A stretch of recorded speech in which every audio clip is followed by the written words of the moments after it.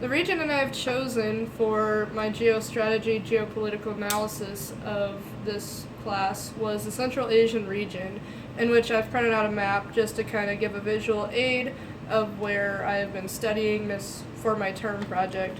So right here, the countries that I've been included in is Russia, Kazakhstan, Uzbekistan, Kyrgyzstan, Tajikistan, Afghanistan, and then also the regions over here just west of Kazakhstan, which would be Georgia and Azerbaijan. And in those countries, the reason why I was drawn to it was just for the simple fact that of current politics, a lot of the issues that have been going on with all the extremism and the terrorism have been going on in the Central Asian or Middle Eastern area. Although there is a lot going on in Africa, I feel more drawn and more interested in the countries I like to call the stands, so Pakistan, Afghanistan, all those.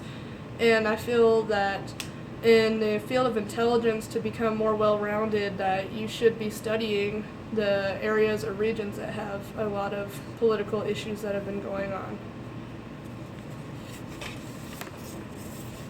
In Russia, which is the largest country of the world by land mass, which a lot of the land mass is not not livable conditions. It is formerly known as the USSR or the Soviet Union, which also contained the Kazakhstan, Uzbekistan, and all the countries in the region were all part of USSR. Russia is still currently under communist rule, although it is supposed to be considered a federation. There has been quite a bit of corruption in its politics. Vladimir Putin has been the president of Russia for quite some time now, and it doesn't seem that he's going anywhere. And all the countries in the region really do have to just make sure that Putin is pleased, because he has the strongest military, and it does raise quite a bit of concern.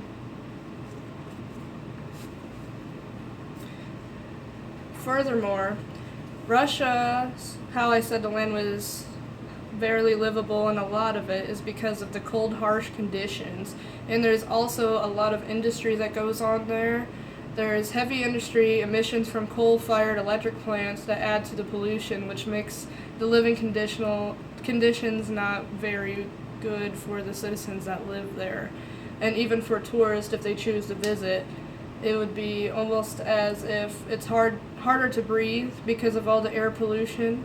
And also there's the poor climate, which is very cold most of the time, and there's not a lot of good soils for agriculture. So a lot of the food and everything they get has to be imported. And also Russia's economy isn't exactly doing poorly, but it's not exactly doing great either. It's more of at a stalemate. They're working on becoming a more stronger economy. They are thriving because they are the number one oil and natural gas producers, and they do quite a bit of exporting. They also are one of the top exporters of metals such as steel and aluminum. The next country I was going to talk about is Azerbaijan, which, as I've shown you on the map, it is west of all the rest of the countries of Central Asia, and it borders Georgia as well. It's a smaller country just west of the Caspian Sea, and it used to be part of the Soviet Union, and after it split from the Soviet Union, it has attempted to be a republican government. Azerbaijan has been suffering from a dry and arid climate, which makes it difficult to have good agriculture and farm crops for its economy, so it does not necessarily benefit from agriculture, but it does benefit from its gas and oil exports. Azerbaijan remains to be not as stable as a country. They have had quite a bit of conflict and border and territory conflicts with the neighboring country of Armenia, which they actually have continuing conflicts going on today because of the borders. The next country that borders Azerbaijan would be the Republic of Georgia, which is what it's known as, was also a part of the Soviet Union or the USSR. Georgia is working its way toward a democratic government. It isn't exactly there yet, but it faces a lot of issues with corruption, just as the other Central Asian countries. Georgia has a warm Mediterranean-like climate and some mountainous terrain, which makes it less harsh than, say, Afghanistan, which they do thrive from the agriculture because they grow lots of citrus fruits and they export quite a bit to the rest of the region that is not able to grow those things.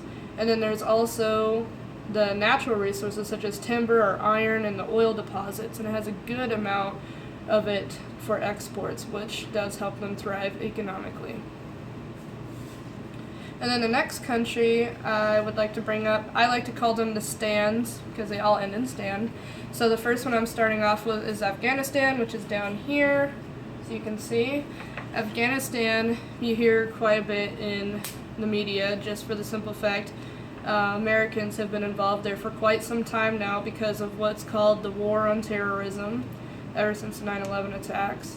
But a little bit of history about Afghanistan is it was also part of the Soviet Union or the USSR, and ever since then they have been operating under a Islamic Republican government, which has a bit more harsh rules, and they all have to be compatible with the laws of Islam.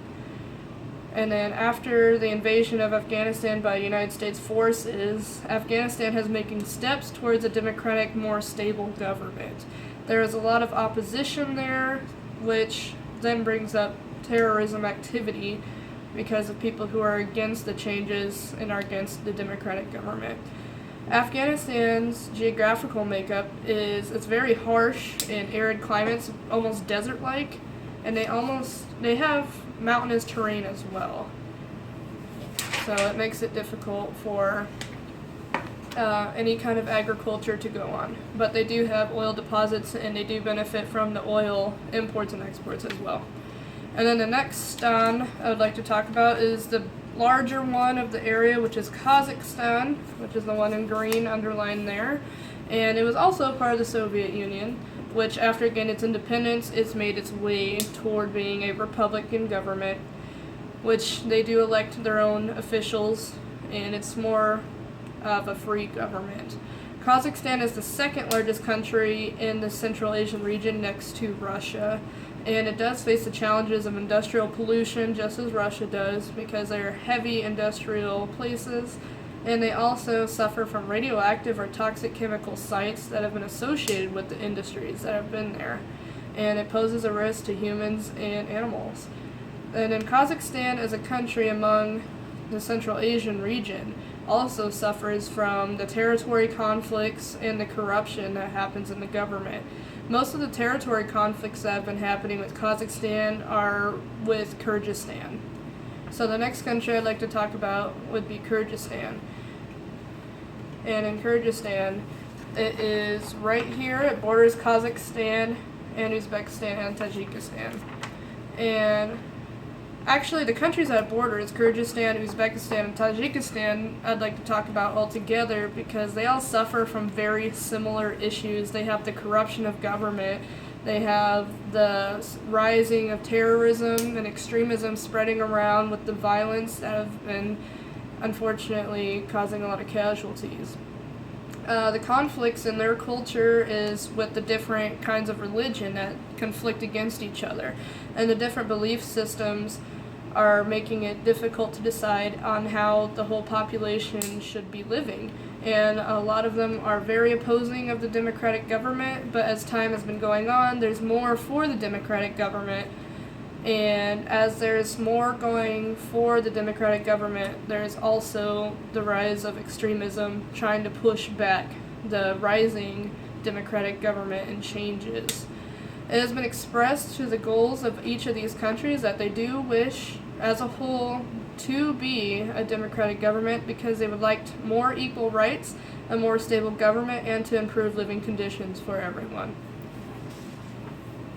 And as a conclusion of my research that I've conducted on this Central Asian region is that all the countries unfortunately suffer from the unstable governments, the rise in terrorist activities that have been sweeping the lands from the extreme groups such as the Taliban. There's Al-Qaeda, there's also the more known group and heard about in the media, ISIS or the Daesh that's been going on. And the violence is just spilling into all the countries all across Central Asia and even spilling into other parts of the world. And unfortunately, everyone has to be involved in this war on terrorism that started with well, it's always been around, but it definitely got more popular with the 9/11 attacks and the attacks that keep continuing since then. Luckily, as a lot of these countries don't have a strong government, Russia actually has the second strongest military in the world. And they have enough military forces, large enough and strong enough to aid the region in the fight against terroristic violence.